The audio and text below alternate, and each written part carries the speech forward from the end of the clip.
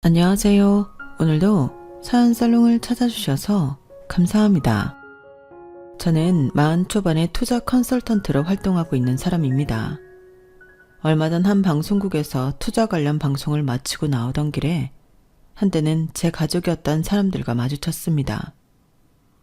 그날 있었던 일은 제 인생에 가장 기억에 남는 강렬한 장면 중 하나가 될 것 같아요. 그래서 그날의 일을 기록할 겸 그 사람들이 지난날 있었던 일들에 대한 부끄러움을 느꼈으면 해서 사연을 적게 됐어요. 사실 그 사람들이 처음부터 제게 나쁘기만 했던 건 아니었어요. 저는 사랑을 믿었고 조건이 아닌 마음을 보고 결혼했거든요. 결혼 초 남편은 책임감 있는 다정한 남편이었고 시댁 식구들도 저를 참 따스하게 챙겨주셨어요. 이렇게 서로를 배려할 줄 아는 가족이라면 어떤 어려움이든 함께 이겨낼 수 있을 거라고 생각했죠. 하지만 이 사람들과 함께한 시간이 쌓이면서 제가 깨달은 현실은 참 잔인하더군요. 사람은 돈과 현실 앞에서 변하기도 하고 모습이 드러나기도 한다는 것을요. 그래도 괜찮다고 생각했던 때도 있었어요. 누구나 현실적인 선택을 할 수밖에 없으니까요. 하지만 저를 무조건적으로 응원해준다고 믿었던 사람이 점점 저를 차가운 눈으로 바라보는 걸 직접 보고 나니 생각이 달라지더라고요. 사람은 쉽게 변하지 않는다고 하지만 돈 앞에서는 그렇지 않다는 걸 깨달아 버렸죠. 흔히 결혼은 사람만 보고 할 수 없다는 말이 있잖아요. 20대 때는 그 말이 참 싫었어요. 누가 보면 참 배부른 소리일 수도 있지만 20대 후반 제 조건은 꽤 괜찮았거든요. 괜찮은 4년대 대학을 나와 증권사 취직에 성공하여 월급도 또래 사회 초년생들에 비해 높게 받았어요. 딱히 돈 나가는 취미 생활을 가졌거나 쇼핑에 관심이 많은 성향도 아니어서 저축은 물론이고 투자에 관심이 많아 어릴 때부터 조금씩 소액 투자로 불려놓은 돈이 있다 보니 결혼 정년기 즈음엔 주변에서 어떻게든 저를 괜찮은 사람에게 소개시켜 주려고 안달이었어요. 지아나, 나 아는 사람 중에 땡땡전자 다니는 오빠 있는데 만나볼래? 너 정도 조건이면 좋은 회사 다니는 사람 만나는 게 좋잖아. 지아나, 너 윤석 선배 기억나? 그 선배 요즘 완전 잘 나가잖아. 얼마 전에 우연히 만났는데 너 얘기하니까 오랜만에 만나보고 싶대. 어찌 보면 10대 때부터 열심히 살아온 인생에 대한 보상처럼 느껴졌어요. 조건 때문에 사랑하는 사람과 결혼에 반대를 당하고 비교를 당하고 선뜻 소개조차 받기 어려운 세상이었으니까요. 그런데 저에겐 뭐든지 쉬웠어요. 집안도 그럭저럭 살았고 직장까지 괜찮으니 어떻게든 좋은 사람을 만날 기회는 널린 셈이었죠.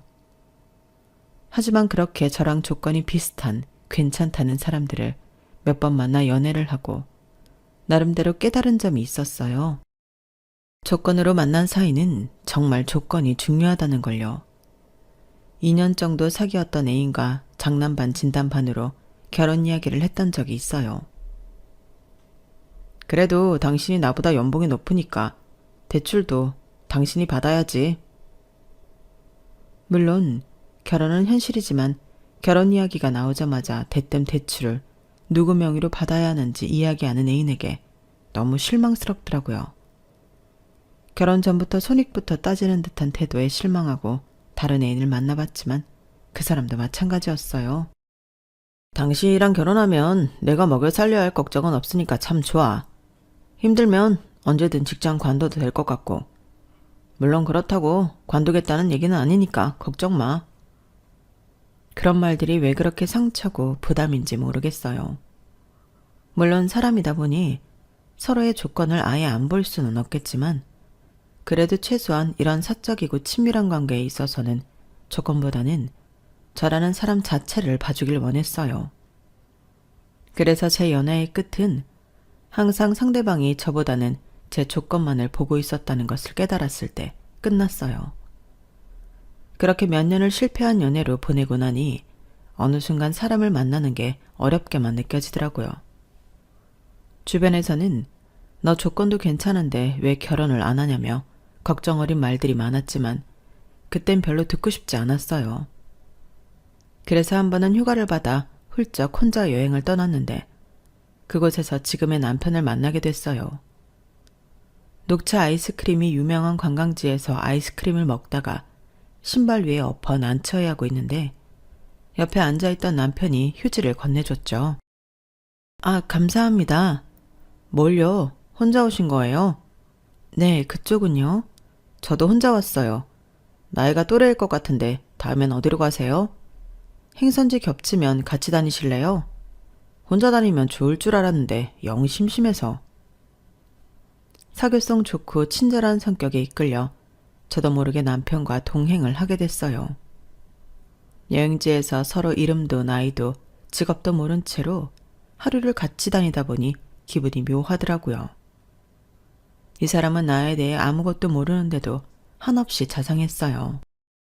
그런 모습이 자연스럽게 호감으로 다가왔고 결국 헤어질 때는 서로 연락처를 교환하게 됐죠. 덕분에 잘 놀았습니다. 어디 사세요? 전 서울 살아요. 와, 저도 서울인데 올라가서 밥 한번 먹어요. 그렇게 저희는 서울에 올라와서도 만났어요. 알고 보니 집도 대중교통으로 30분 거리여서 가까운 편이더라고요. 처음부터 서로에 대해 모르고 시작한 관계라 그런지 이것저것 취조하듯 캐묻기가 좀 그래서 서로 잘 모르는 채로 오랫동안 연락하고 지냈어요. 아무것도 아는 정보가 없는데도 이상하게 말이 잘 통하고 만남이 즐겁더라고요. 오히려 서로에 대해 몰랐기에 이렇게 인간 대 인간으로 친해질 수 있었나 그런 생각도 들었죠. 저희는 대화를 통해 조금씩 아주 천천히 서로에 대해 알게 됐어요. 제 직업에 대해 처음 들었을 때도 남편은 덤덤했어요. 그저 멋있는 일을 하는구나 이 한마디가 전부였죠. 남편의 그런 모습들에 더 마음이 열렸던 것 같아요. 서로에 대해 아는 게 꽤 많아졌을 때쯤에야 우린 연애를 시작했어요. 연애를 시작하기까지의 과정은 참 길었는데 연애를 시작하고 나서 결혼까지는 참 속전속결로 진행됐어요. 이 사람을 놓치면 다시는 이렇게 순수하게 교류할 수 있는 사람을 만나지 못할 거란 생각이 들었거든요. 나 당신이랑 결혼하고 싶어. 비록 내가 당신만큼 벌진 못하지만 그래도 돈이 전부는 아니니까. 내가 평생 당신 걱정 끼치지 않고 행복하게 해줄게. 나랑 결혼해 줄래? 당연하지. 그거면 충분해. 남편은 저에 비하면 연봉도 적고 평범한 직장인이었지만 그런 건 별로 신경 쓰이지 않았어요. 있는 그대로 절 바라봐주는 제가 찾던 이상형 그대로였던지라 더 볼 것도 없이 이 사람과 앞으로도 함께였으면 좋겠다 싶었죠. 그래도 너 정도면 더 좋은 직장 다니는 남자를 만날 수 있을 텐데 꼭 그 애여야만 하니? 심지어 여행지에서 만난 사이라 서로 잘 모르고 시작한 거잖니. 엄마 걱정 마세요. 그건 처음 시작이나 그랬던 거고 지금은 서로에 대해 잘 알아요. 그리고 이런 만남이 아니었으면 이 사람이 어떤 사람인지 내가 어떻게 알아봤겠어요? 부모님께서는 제가 좀 더 좋은 조건인 사람을 만나지 못해 아쉬워하셨지만 저는 제 선택이 틀림없다고 믿었어요. 반면 시댁에서는 저를 반겨주셨죠. 우리 도윤이한테 이야기 참 많이 들었어요. 눈이 그렇게 이쁘다던데. 정말이네. 참 맑다. 그러게 젊은 친구가 인상이 참 좋네. 이렇게 선해 보이는 며느리가 들어와서 아주 기분이 좋구만. 솔직히 시부모님을 만나러 가는 날은 조금 긴장이 되기는 했어요. 남편이야 그런 사람 아닌 거 알고 만난다지만 시댁에서는 어떻게 나올지 모르는 거니까요. 하지만 시댁에서도 제 조건에 대한 부분보다는 인간적인 부분을 더 먼저 봐주셨어요. 그런 세심한 부분에 저도 알게 모르게 감동을 받았죠. 남편과 결혼한 뒤에도 남편은 여전히 절 사랑해 주었고 시댁에서도 딸처럼 예뻐라 해주셨어요. 하나 있는 시누이도 언니처럼 잘 따라주었죠. 모든 게 제가 원했던 대로 생각했던 대로였어요. 결혼하고 2, 3년 정도는 정말 행복하게 보냈던 것 같아요. 주변에서도 다들 부러워할 정도였죠. 그래도 너 잘 사는 모습 보니까 보기 좋다. 나는 사람도 조건도 포기 못하겠어서 지금까지 혼자 살잖아. 능력 되면 혼자 사는 것도 괜찮지. 굳이 눈 낮춰서 사람 만날 필요 없어.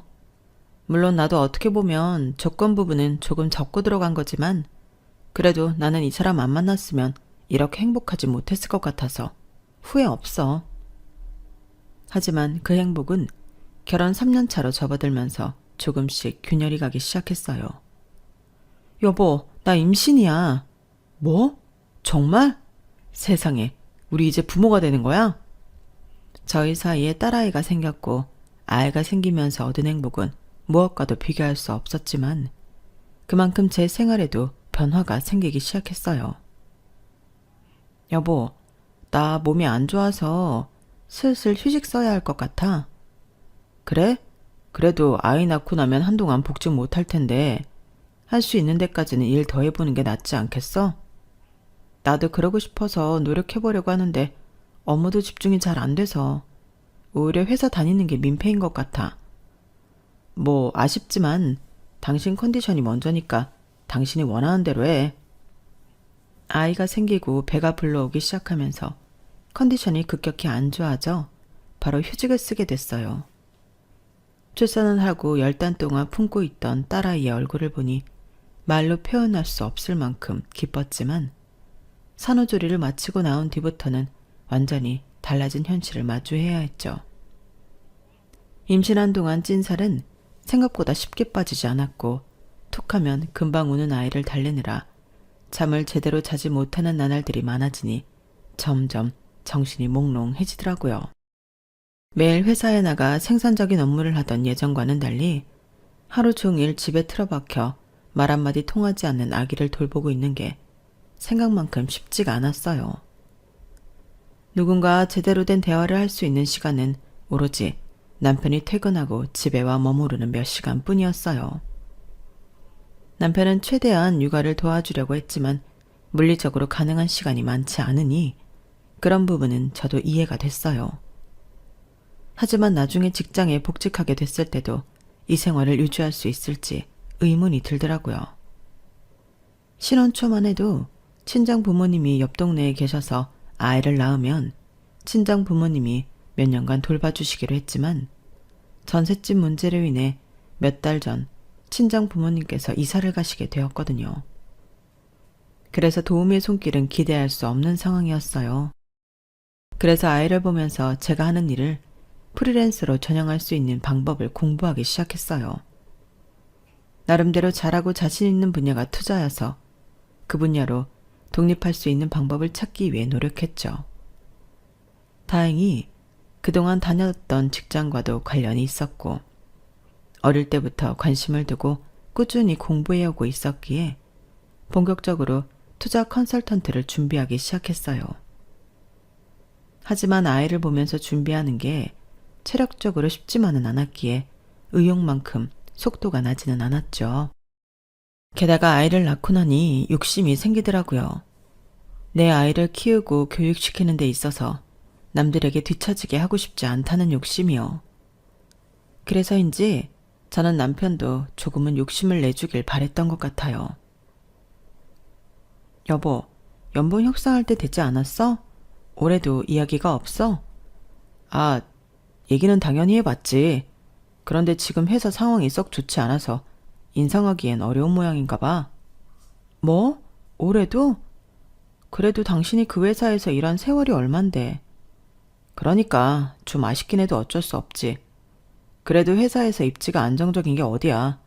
회사 어렵다는데 나만 월급 올려달라고 떼쓸 순 없지. 경기도 어렵다는데 그래도 잘 붙어있는 게 다행이지. 아니, 그거야 그렇지만 우리 희영이도 태어났는데 이젠 연봉 협상을 해야지. 작년에도 안 한 거 기가 막혔는데 올해까지 이러면 어떡해. 그럼 어떡해. 괜히 올려달라고 했다가 잘리면 그건 더 난처하잖아. 그럼 슬슬 이직할 준비해보는 게 어때? 회사 사정도 그다지 좋지 않잖아. 지금 당장은 당신 입지가 안정적일 수 있어도 여기서 회사가 더 어려워지면 그때 가서는 모를 일이잖아. 공무원도 아닌데 당신 자리를 언제까지 보장해 주겠냐고. 아, 여보. 진짜 알지도 못하면서 왜 그래? 내가 알아서 할게. 지금이야 당신이 육아휴직 쓰고 있어서 수입이 줄었다지만 당신 복직하면 걱정 없잖아. 우리 회사는 협상이 잘 안 되니까 당신 복직하고 협상해보는 방법도 있고. 남편이 그런 말을 하는데 순간 등골이 서늘하더라고요. 그동안 저를 지나쳐온 수많은 남자들이 하던 말을 남편이 그대로 하고 있었어요. 네가 잘 버니까 네 이름으로 대출 내면 되겠네. 너랑 결혼하면 먹고 살 걱정은 없겠네. 그토록 제가 피하고자 했던 남자들의 성향을 남편도 가지고 있었던 건가 싶더라고요. 하지만 그걸 이제야 깨달아 봤자 전 이미 남편과 결혼하고 아이까지 키우고 있는 상태였어요. 스스로가 조금 무력하게 느껴지더라고요. 결혼 전에도 눈치는 채고 있던 부분이었지만 남편은 도전적이고 쟁취적인 것과는 거리가 먼 성격이었어요. 어차피 잘 안 바뀌는 사람을 바꾸는데 열 올리기보다는 차라리 주어진 상황에서 제가 할 수 있는 걸 해야겠다는 생각뿐이었어요. 이대로 손 놓고 있다가 경제적으로 정체되고 아이를 어려운 환경에서 키우고 싶지 않았거든요. 그래서 제 눈앞에 당장 할 수 있는 것들에 집중했어요. 우선은 회사에서 쓸 수 있는 육아휴직 최대 기간인 2년 동안은 아이를 키우는 데에만 전념했어요. 그리고 육아휴직이 끝날 때쯤 남편에게 말했죠. 여보, 나 프리랜서로 전향해보려고 해. 뭐? 갑자기 무슨 프리랜서? 당신이 무슨 수로? 당신은 몰랐겠지만 아이 키우면서 틈틈이 투자 컨설턴트 준비를 계속하고 있었어.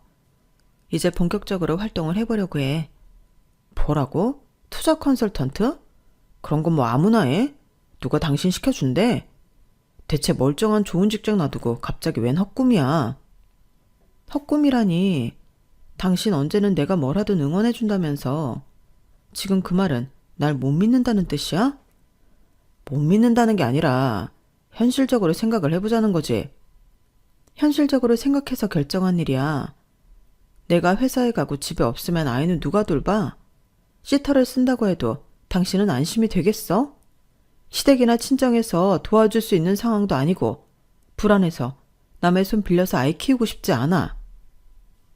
요즘은 불안해도 다 그렇게 키워. 누가 그렇게 키우고 싶어서 키우겠어? 어쩔 수 없으니까 그렇지.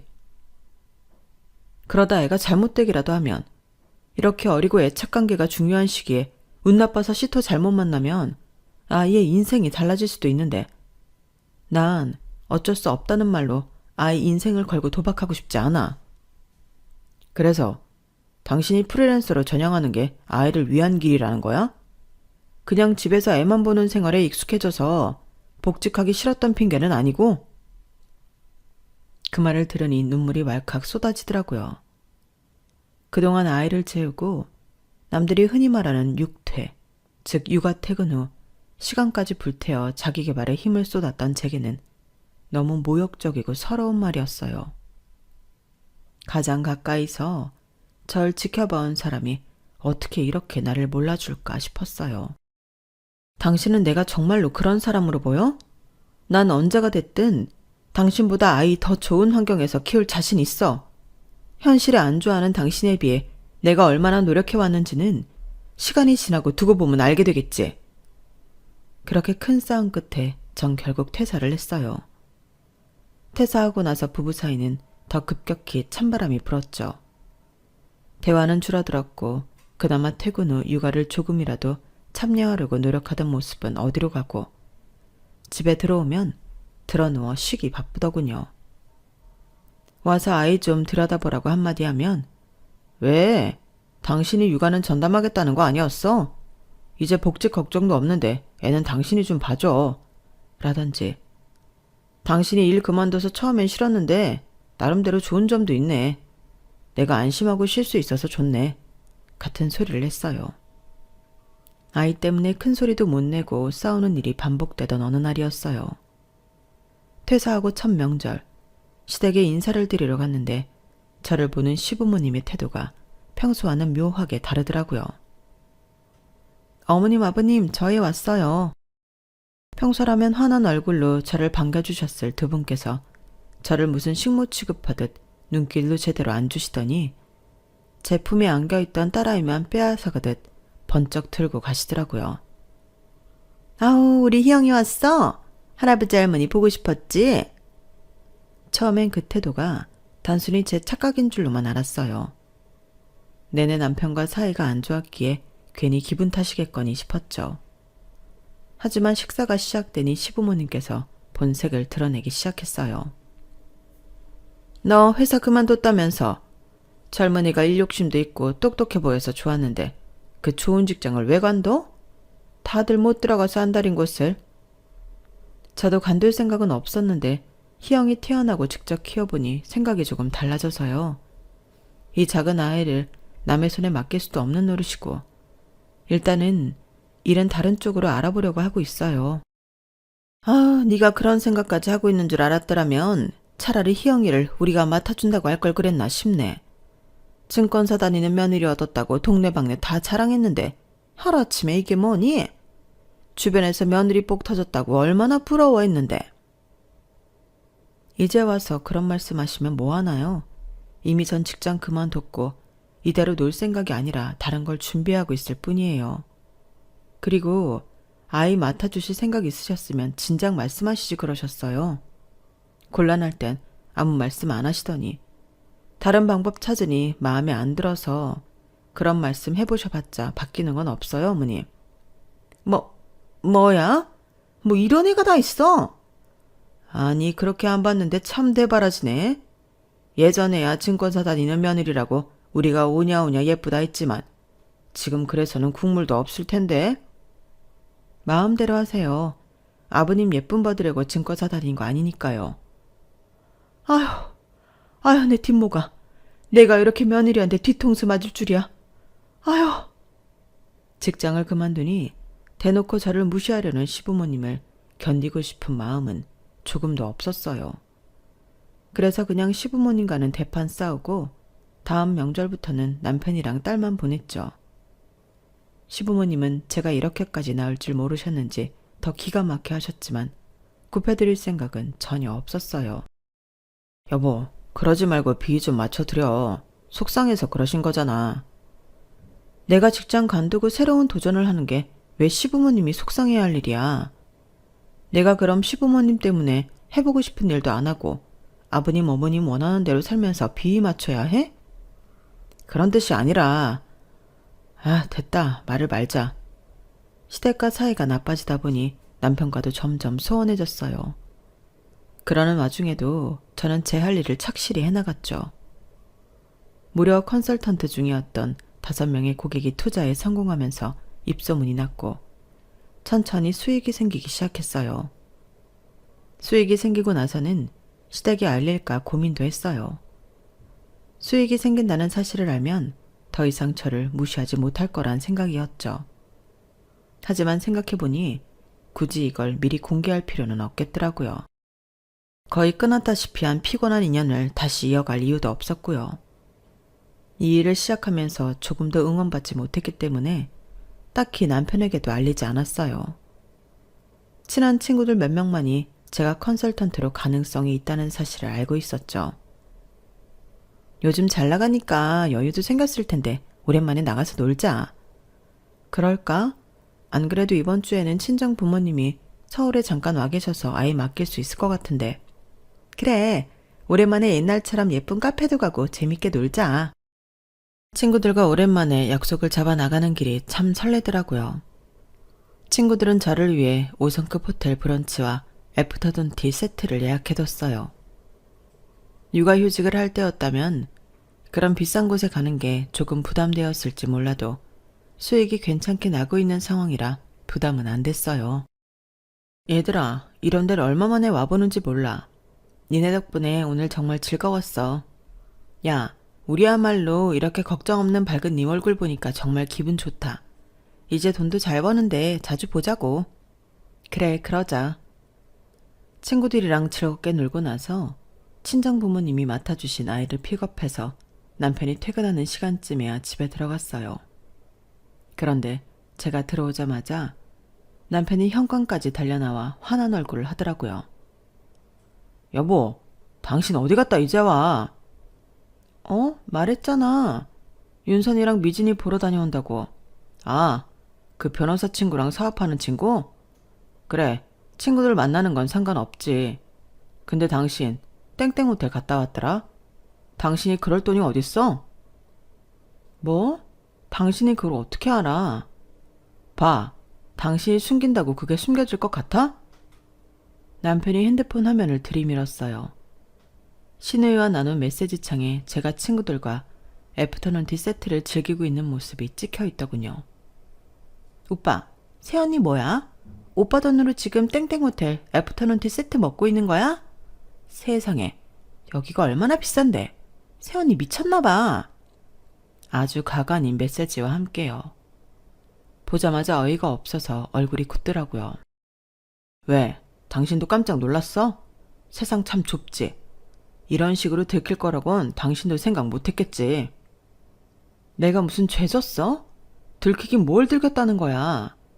친구들 만나러 다녀온다고 분명히 말했고 밥 먹고 카페 다녀온다고 다 이야기했는데 뭐가 문제야? 그러니까 누가 친구들 만나서 밥 먹고 카페 가는 걸 호텔에서 하냐고. 그래, 100번 양보해서 네 친구들이야 다들 하나같이 잘 나가고 돈 잘 버니까 그럴 수 있다고 쳐. 근데 당신은 백날 집에서 무료 상담이니 뭐니 뻘짓만 하는 백수 주부 주제에 무슨 호텔을 다녀. 그 돈은 누구 돈으로 다니는 건데? 당신 돈 아니니까 신경 좀 끄지 그래? 내가 내 친구들이랑 노는데 당신이 무슨 상관이야? 내가 당신한테 돈 달랬어? 내 돈 아니면 그럼 뭔데? 설마 당신 퇴직금? 진짜 웃기지도 않아. 그 돈은 잘 모아놔야 될 거 아냐. 증권사도 다녔던 여자가 왜 이렇게 경제관념이 없어? 내가 알던 사람 맞아? 그건 내가 하고 싶은 소리야. 당신 언제는 내 조건 같은 거 안 본다면서? 그렇게 말하던 사람은 어디 갔는데? 결혼은 현실인데 조건을 아예 안 보는 사람이 어디 있는데? 설마 순진하게 그 말을 믿었어? 그 말 믿고 그 좋은 직장을 관둔 거야? 뭐라고? 그 말을 듣는 순간 정말 발밑이 꺼진다는 게 무슨 기분인지 알겠더라고요. 그동안 남편이든 시댁이든 잘 싸워왔지만 적어도 남편을 처음 만나 연애하고 결혼하던 순간까지는 남편이 제게 했던 모든 말과 태도가 진심이라고만 믿었어요. 그런데 남편이 그동안 제게 보였던 모습들이 다 거짓이라고 생각하니 눈앞이 깜깜하더라고요. 아무리 남편이 변했어도 옛날 좋았던 기억만으로도 결혼 생활이 버틸만 했었는데 그토록 믿었던 과거마저 부정당하니 더 이상 남편을 꼴도 보고 싶지 않더라고요. 충격을 받아 멍하니 있자 남편이 거기다 마지막 화살을 꽂았어요. 당신 아무래도 안 되겠어. 더 이상은 당신 못 믿어. 오늘부로 돈 관리는 내가 할 거야. 이제 당신 수입도 없으니까 굳이 당신한테 내 월급 다 보내서 관리하게 할 필요도 없고 이렇게 친구 만나 허튼 짓 할 바엔 내가 관리하는 게 낫겠어. 그동안 남편은 제가 증권사에 다니니 돈에 관련해서는 빠삭해도 제가 더 빠삭할 거라며 들어오는 월급을 다 저에게 맡기고 본인은 용돈을 탔었어요. 그런데 그마저도 뚝 끊기고 저에게 떨어지는 용돈은 50만 원 정도에 나머지 생활비는 결제할 때마다 남편의 허락이 떨어져야 쓸 수 있도록 바뀌었죠. 정말 어이가 없고 화가 나서 당장이라도 이혼을 외치고 싶었지만 그때는 스스로 느끼기엔 아직 때가 아니라고 느꼈어요. 아이를 떼놓고 혼자서 살아갈 걸 생각하면 수입이 충분했지만 최악의 상황까지 대비해 놓고 싶었거든요. 남편이 양육비를 안 준다는 전제하에 경제적으로 대비를 해놓고 싶었어요. 어차피 수익은 점점 늘고 있었고 남편은 제가 수익이 나고 있는 상황인 걸 모르고 있었기 때문에 돈이 부족할 일은 없었거든요. 그러던 어느 날이었어요. 여보, 오늘 내 회사 동료들 좀 집에 초대하려고 해. 뭐? 갑자기? 희영이도 있는데 왜 집에 부르고 그래? 그냥 밖에서 먹고 들어오지. 아니, 애들이 우리 희영이 얼굴도 보고 싶고 집도 궁금하다는데 한번 초대해야지. 이미 오기로 다 이야기되어 있으니까 당신은 집에서 맛있는 거랑 술 좀 준비해놔. 먹고 싶으면 당신이 준비해. 어따 대고 명년질이야. 진짜 끝까지 이럴래? 얼마 만에 손님 부르는 건데 협조 좀 하자. 어? 제 동의도 구하지 않고 대뜸 회사 동료들을 초대한다길래 어이가 없었어요. 육아하고 일하기도 바쁜데 뭐 하나 도와주는 것도 없으면서 손님 대접까지 하라니. 난 몰라. 난 동의한 적 없으니까 당신이 알아서 해. 아예 손 놓고 있자 남편은 불안감을 느꼈는지 퇴근 시간쯤 배달 음식을 잔뜩 시켜놓고는 술도 알아서 사오더군요. 그래도 손님이 집에 왔는데 계속 냉전을 유지할 수는 없으니 배달 음식을 그릇에 담고 술잔과 수저 세팅하는 것까지는 도와줬어요. 아오, 형수님, 오랜만에 뵙습니다. 여전하시네요. 형수님도 와서 한잔 하세요. 음식들이 정말 맛있습니다. 희영이 봐야 돼서 술은 안 돼요. 즐겁게 놀다 가세요. 그러지 말고 당신도 여기 좀 앉아봐. 술자리가 무르익고 남편도 취한 것 같아서 어떻게든 자리를 피하려고 했지만 집에서 술자리를 하다 보니 피하는 게 보통 쉬운 일이 아니더라고요. 집에서는 매번 부딪히며 사이 안 좋던 사람이 동료들이 왔다가 친한 척하는 것도 속이 부대껴서 표정 관리가 안 되더라고요. 그런데 사람 인생이라는 게 정말 타이밍이라는 게 있는 것 같아요.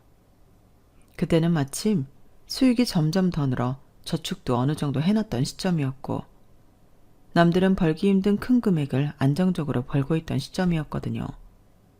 어쩌면 그때 저는 한번 걸리기만 해봐라 이런 마음으로 살고 있었을지도 모르겠어요. 남편이 선을 제대로 밟아주기만을 기다렸을지도 몰라요. 그런데 마침 그날 남편이 제 버튼을 누르고야 말았죠. 형수님은 퇴사하셨다면서요? 형님이 결혼 잘했다며 참 좋아하셨는데 요즘은 뭐 하세요? 요새는 보시다시피 아이 보면서 재택근무하고 있어요. 재택이요? 어떤 일이요? 아우, 재택은 무슨 그놈의 재택 같은 소리 하고 있네.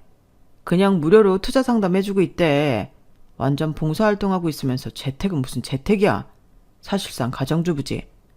가정주부는 그냥 백수 아냐? 꼴에 자존심은 있어서 재택한다고 하는 거 봐. 남편이 아주 이때다 싶어서 저를 대놓고 깔보며 웃더라고요. 순식간에 분위기는 찬물을 끼얹은 것처럼 조용해졌는데 남편만 눈치 없이 신나게 웃어 제끼더라고요. 그 모습을 보니 뚜껑이 열리기는커녕 오히려 마음이 차분하게 가라앉았어요. 그때야말로 제 수익을 밝히고 남편이랑 헤어져야겠다는 생각이 들었거든요. 마침 회사 동료들도 보는 앞이니 이혼하고 나서도 다른 말은 못하고 다니겠다 싶었어요. 그래서 핸드폰에 있는 은행 어플을 켜서 입출금 내역을 들이밀었어요. 그래? 이 세상에 어떤 백수가 당신 같은 직장인의 몇 배를 벌까? 이러고도 당신이 나한테 백수라고 할 수 있겠어? 이게 뭐야? 공이 몇 개야? 일십, 백천만, 이천? 뭐예요, 형수님? 달에 2천을 그냥 버시는 거예요? 컨설팅이 엄청 잘 되시나 본데요. 지금은 고정 고객이 생겨서 안정적으로 벌고 있고 아이 좀 더 크면 제안 들어오고 있는 강의도 나가서 수익을 늘릴 생각이에요. 와, 형님, 너무 든든하시겠는데요? 증권사 다닐 때보다 더 버시는 거 아니에요? 여보, 언제 이렇게 수익이 늘었어? 글쎄, 당신이 나 헛짓거리하고 다닌다고 월급 끊고 용돈 50만 원씩만 주던 그때부터였나? 여보, 난 당신이 그렇게 열심히 하고 있는 줄도 모르고 미안해. 사과가 너무 늦었다고 생각하진 않아? 난 이날만 기다린 것 같네. 우리 이제 이혼하자.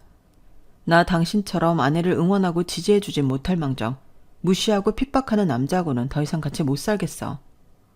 당신뿐만 아니라 당신 가족들조차 내가 증권사에서 나오자마자 무능한 며느리 취급하면서 무시했잖아. 내가 내 능력 의심받으면서 왜 당신이랑 살아야 하는지 모르겠어. 아이는 내가 키우고 싶어. 그러려고 그동안 돈도 열심히 모았고 수익도 안정시켰어. 이제 그만 나랑 헤어져 주라. 여보, 사람들도 있는데 지금 그게 무슨 소리야. 나중에 이야기하자. 어? 사람들 앞이라서 더 이야기하는 거야. 당신이 그동안 나한테 어떻게 했는지 알았으면 싶어서. 혹시 모르잖아. 당신이 우리 이혼에 대해서 영 딴소리나 하고 다닐지. 어쨌든 난 분명하게 내 의사를 전달했으니까 우린 이젠 끝난 거야. 난 아주 옛날부터 당신이랑 이혼하려고 준비해왔어. 오늘이 딱 적당한 아이인 것 같네. 내 소식 공개하니까 바뀌는 당신 눈빛 보면서 다시 한번 결심하게 됐어. 여보, 그건 내가 조금 놀라서 그런 거야. 오해야. 우리 딸도 있는데 갑자기 이혼이라니. 그게 무슨 소리야. 제 이야기를 들은 남편의 회사 동료들은 서로 눈치를 보며 수군대기 시작했어요. 저는 그 틈을 타서 방에 들어가 간단하게 짐을 싸기 시작했고 아이를 등에 업고 나왔어요. 그 모습을 본 남편의 얼굴은 완연히 사색이 되더라고요. 여보, 지금 당신 뭐 하는 거야? 이 밤중에 어딜 가려고? 애까지 데리고 위험하게. 진짜 웃긴다. 당신 얼마 전만 해도, 아니, 당장 어제만 해도 내가 이렇게 나간다고 걱정 안 했을 거야. 허튼 짓 하러 가는 거 아니냐면서 핀잔이나 줬겠지. 당신 태도 변하는 거 본 건 한 번이면 됐어. 내가 잘 번다는 거 알자마자 바로 예전에 내가 알던 사람이 됐네? 지긋지긋하다 정말. 좋은 말로 할 때나 잡지 마. 당신 동료들 앞에서 더 추한 꼴 보이기 싫으면. 저는 그 말을 끝으로 집을 나와버렸어요. 남편은 제 말에 충격을 받았는지 더 잡을 생각도 못 하더라고요. 저는 그 길로 먼 길을 운전해 친정에 왔어요. 친정에서는 제가 언젠가 이럴 줄 알았는지 아무런 질문도 없이 그저 저를 따뜻하게 받아주셨어요. 어차피 지금 하고 있는 일은 출퇴근하는 일이 아니었기 때문에 이렇게 훌쩍 떠나와도 아무런 부담이 없더라고요. 육아와 일을 병행하기 위해 매일 골머리 썩어가며 고민했던 보람이 이럴 때 피부로 와닿더라고요. 남편은 바로 다음날 친정으로 내려와 저를 찾더라고요. 장인어른 장모님, 지안이 한번 만나게 해주세요. 아무리 전화해도 안 받아서 내려왔어요. 자네가 지금 무슨 자격으로 내 딸을 찾나. 내 딸을 그렇게 마음고생 시켜놓고 어딜 뻔뻔한 낯짝을 들이밀고 걱정하는 척을 해. 마음 같아선 부모로서 자네를 한 대 후려쳐도 속이 시원치 않을 것 같으니 화를 부추기지 말고 어서 서울로 돌아가게. 그래, 안 돌아가면 경찰로 신고할 거야. 그동안 지안이랑은 어떻게 싸운지 모르겠다만 우린 진짜 할 거네. 자식 보호하려는 부모가 얼마나 무서운지 알고 싶지 않다면 예정을 생각해서라도 곱게 돌아가고 내 딸과 이혼해 주게. 친정 부모님의 으름장에 남편은 저와 딸의 얼굴 한번 보지 못하고 다시 서울로 돌아가야 했어요. 저는 그 길로 바로 남편에게 이혼 서류를 보냈죠. 물론 남편은 순순히 이혼해주지 않았고 오랜 시간을 버텼어요. 하지만 저희 친정 부모님과 이혼 전문 변호사인 제 친구로부터 협박 아닌 협박을 받게 되니 금방 꼬리를 내리더라고요. 여보, 정말 이렇게까지 해야 해? 우리가 정말 이대로 헤어져야 하는 거냐고. 딸 얼굴이라도 보고 살고 싶으면 순순히 헤어져 주는 게 나을 거야.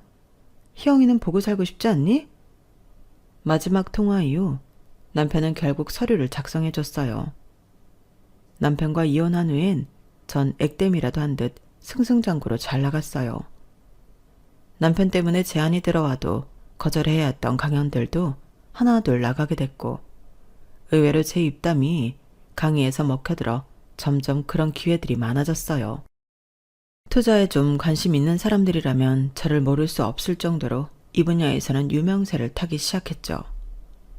그러던 어느 날 한 방송사의 방송 녹화를 무사히 마치고 퇴근하던 길이었어요.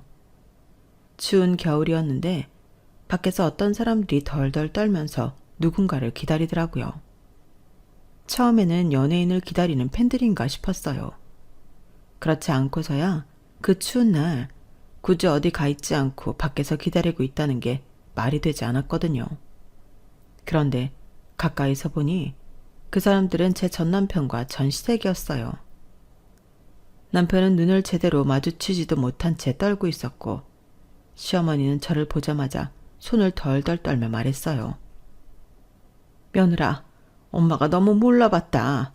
우리가 잘못했어. 다시 돌아오면 안 되겠니? 남편은 뒤이어 고개를 숙이며 말했습니다.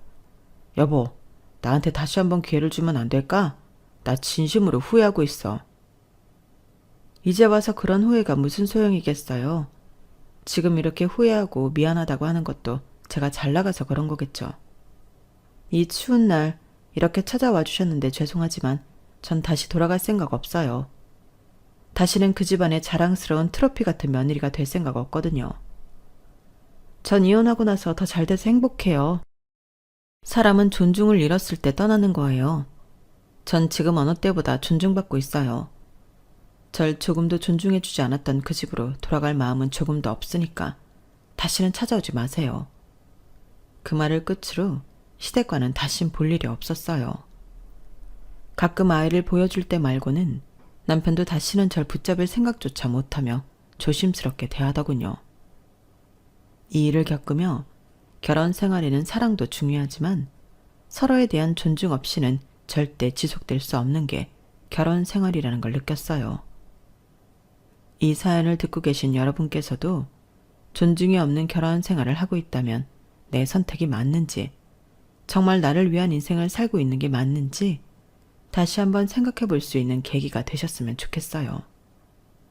비록 제가 처음 생각했던 것처럼 사랑이 넘치는 행복한 결혼 생활은 하지 못하게 되었지만 지금 제 선택에 조금도 후회는 없거든요. 제 이야기 들어주셔서 감사합니다. 털어놓고 나니 마음이 더 정리되는 것 같아요. 들어주신 분들 모두 행복하시고 부자 되세요. 여러분, 사연 댓글에 응원과 현명한 조언 부탁드려요. 좋아요와 구독은 저에게 큰 힘이 됩니다. 오늘도 좋은 일 가득하세요.